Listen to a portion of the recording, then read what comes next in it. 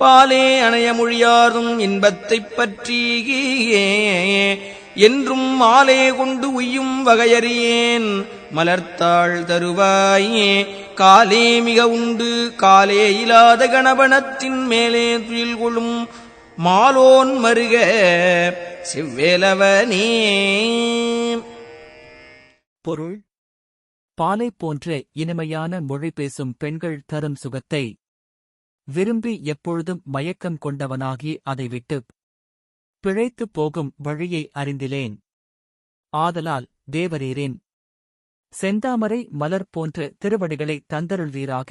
காற்றையே மிகுதியாக உண்டு கால்களே இல்லாத கூட்டமாகிய பாம்பின் படத்தையுடைய ஆதிசேஷன் மீது அறுதியில் செய்யும் திருமாலுக்கு மருகரே, சிவந்த வேலாயுதத்தை உடையவரே,